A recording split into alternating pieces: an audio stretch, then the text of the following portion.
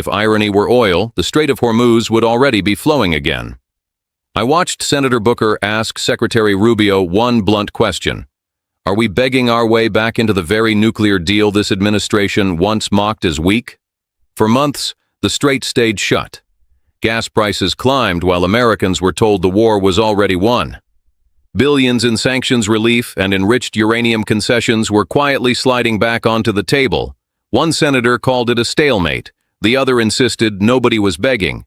This was not a hearing. It was a confession under oath, one contradiction at a time.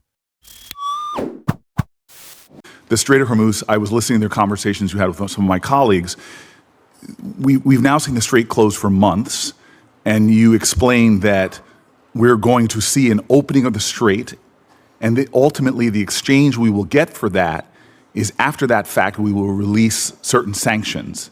Is that correct? No, that's not what I said. What I said was that if they open the straits, we will lift our blockade. The straits and the blockade are what are interrelated. And so for the nuclear program, in exchange for getting rid of the fissile material out of country, I imagine, is what the highly enriched uranium, we would release sanctions. Is that correct? Well, it's not just that. It's also their enrichment activity. They would have to, they would have to make very severe and significant concessions on what they intend to enrich in the future. And already with the March relaxing of sanctions, allowing Iranians to sell oil to the Chinese, estimates have been between $10 and $50 billion they got from that relaxing of sanctions. How much money might we see in a deal in our relaxings of sanctions in order to get rid of the highly enriched uranium and stop their enrichment? Well, let me just tell you on that portion. The sanctions that were released on Iran were boats on the water.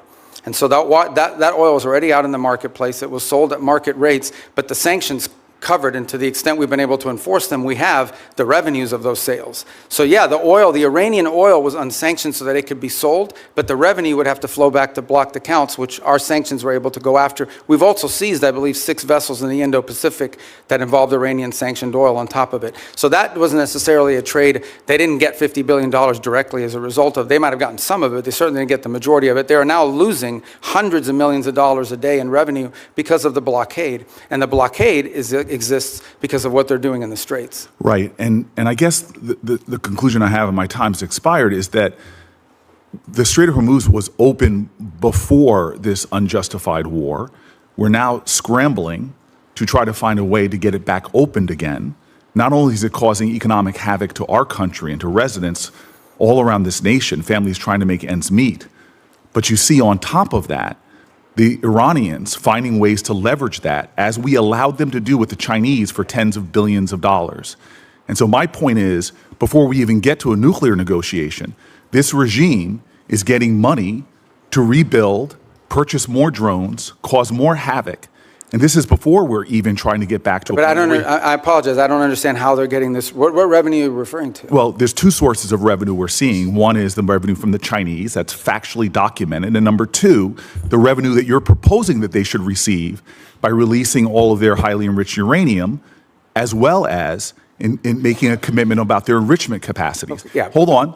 And that was the exact deal that you guys vilified, that the president and you vilified President Obama from having. Yeah. No, so here we have a worse situation where our adversary and our enemy, who's causing havoc in the region, who is funding proxies and terrorists, has discovered, thanks to you all, the power of shutting down the Strait of Hormuz. No, they didn't discover. They knew that a long time ago, and they've done it before. Clearly, we all knew that a long time ago. That's why this ill-conceived war should have never happened.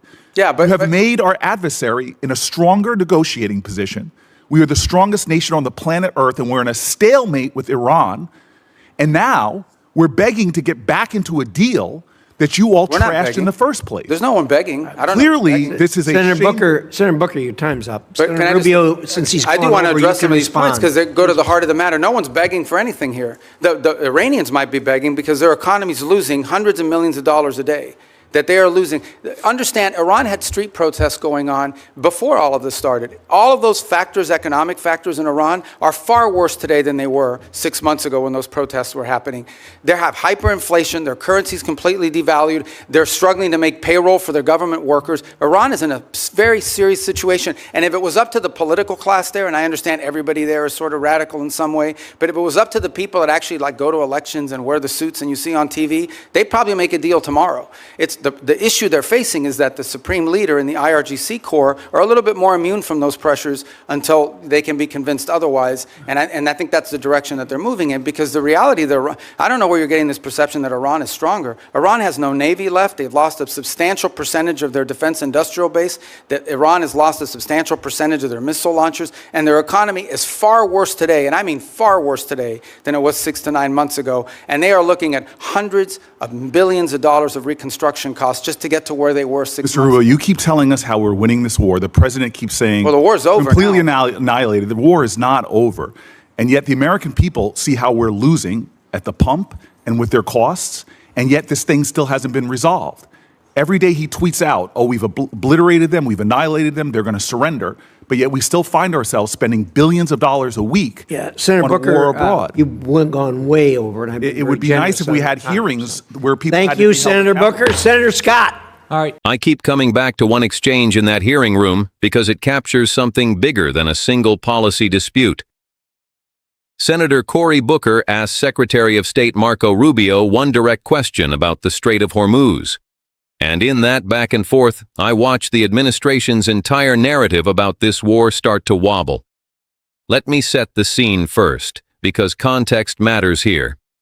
For months, the Strait of Hormuz stayed effectively closed.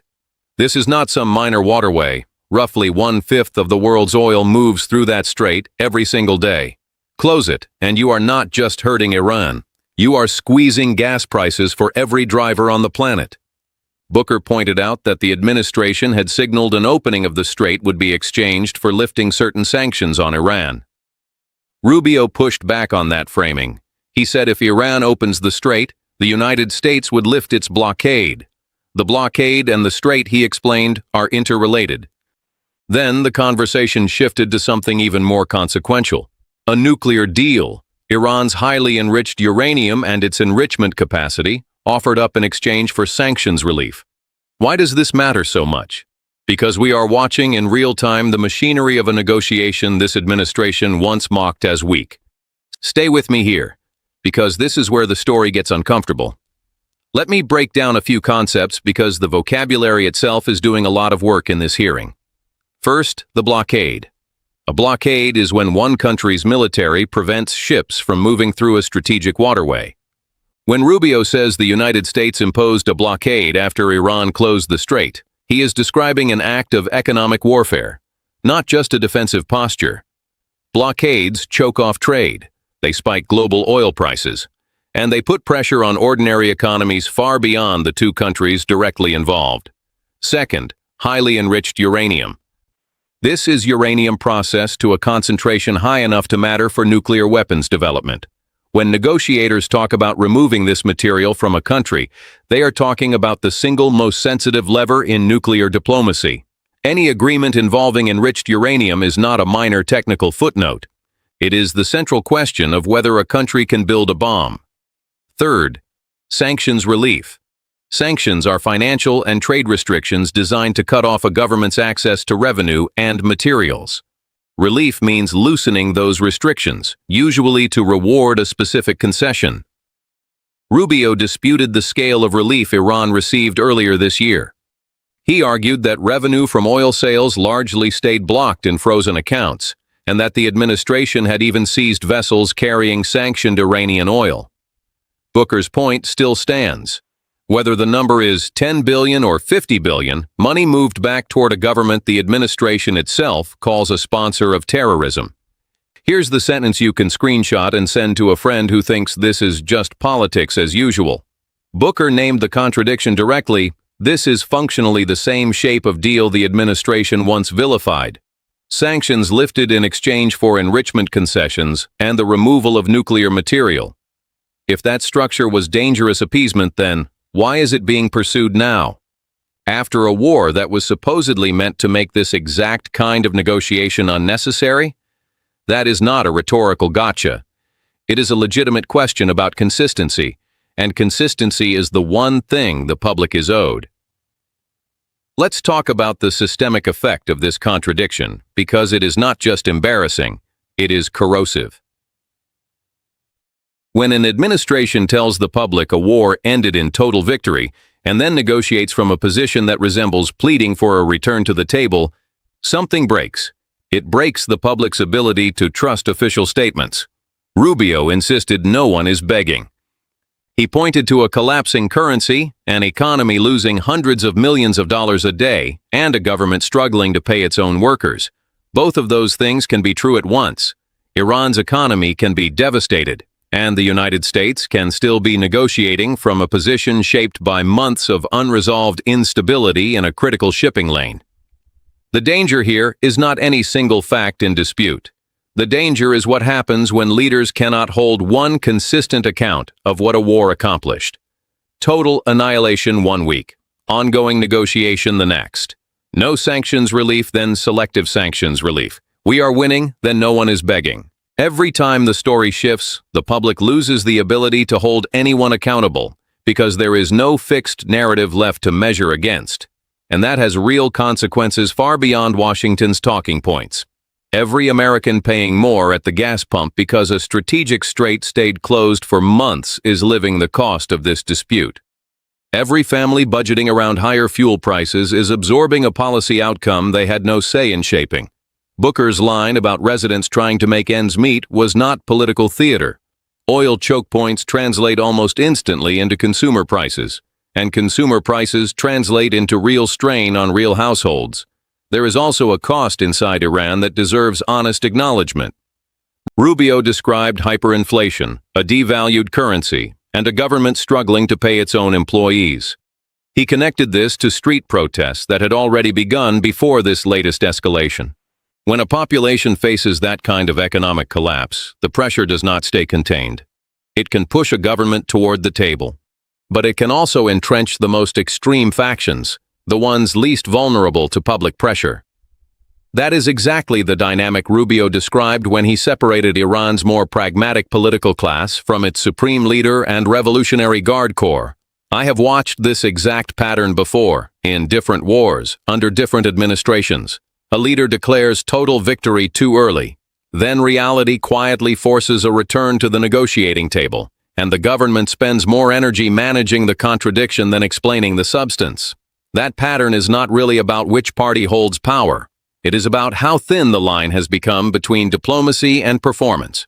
So what do we actually learn from watching two senators argue past each other about whether anyone is begging? I think the lesson is this. Precision matters, especially when a country is deciding whether to trade sanctions relief for nuclear material. Vague, shifting language is not a minor communication problem. It is how the public loses the ability to evaluate whether a deal serves their interests or simply serves the political need to declare victory. We deserve consistent, falsifiable claims from the people negotiating on our behalf. Did the strait close and for how long? Did revenue actually reach the Iranian government, and how much? What exactly is being asked of Iran on enrichment, and what exactly is being offered in return? These are answerable questions, and a functioning oversight process exists specifically to force those answers into the public record instead of letting them dissolve into partisan noise. Here is what I keep sitting with after watching this exchange. A nation that goes to war and then negotiates from a position resembling the very deal it once condemned owes its citizens an honest account of why the calculation changed. Not spin. Not a fight over the word begging. An honest account. Because in the end, the price is the same for the family filling up their tank, whether you call it a stalemate or a strategic position. And the accountability question is the same for anyone asking whether this war actually achieved what it promised. Democracy does not run on declarations of total victory. It runs on leaders who can explain, clearly and consistently, exactly what was won, what was traded, and what it cost. If this raised more questions than it answered, that is the point. Share it with someone who still thinks this is just politics as usual. And stay with me for the next hearing, because that is where we find out who in that room is actually being held accountable.